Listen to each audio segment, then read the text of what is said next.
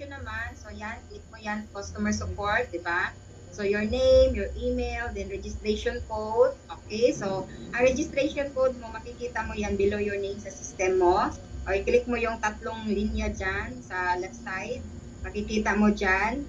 Okay, ang yung registration code nag-start sa G3G. Okay, kung ano man yung registration code nyo. And then pangalan mo dyan, kung mag-concern ka, name, your email na naka-ano sa iyong pag-register.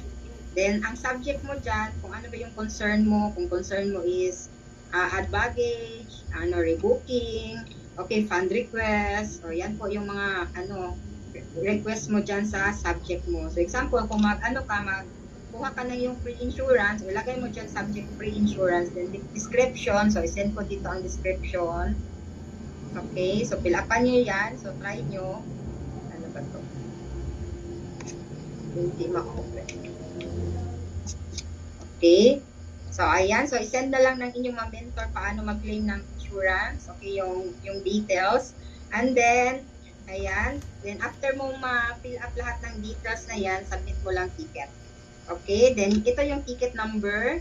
Ayan, so kailangan mo yan, screenshot para in case na mag-follow up ka through call, o yan, hahanapin ng customer support. Okay, kasi pwede tayo mag-follow up through call kasi meron naman tayong, okay? And then, so be patient, okay?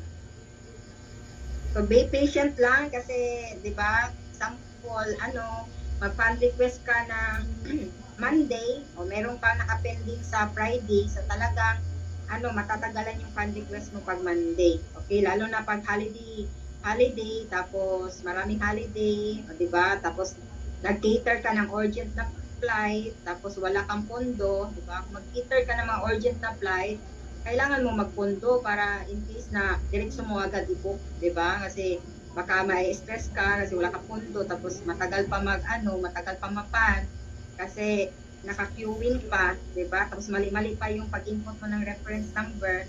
So, ganon. Okay? So, ayan. So, ito yung sa affiliate program na, ayan, kinita natin sa, sa ticketing. Okay? So, i-play ko po ito.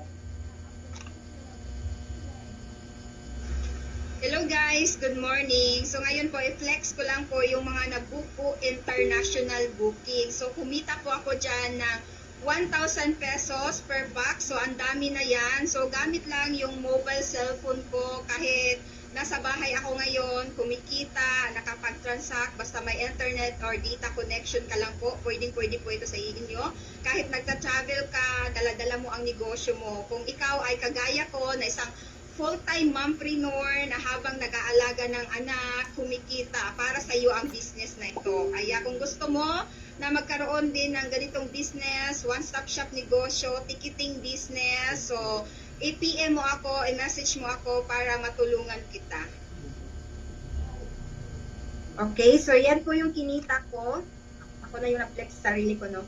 Yan po yung kinita ko sa ticketing last year, okay? Mga client ko is, taga ibang bansa, okay, na mga teachers, na sila doon sila nagti-teach, diba? So, kumita ng 300,000 sa ticketing, diba? So, a total stranger lang din. So, kailangan mong i-advertise yung business mo through online, through offline din.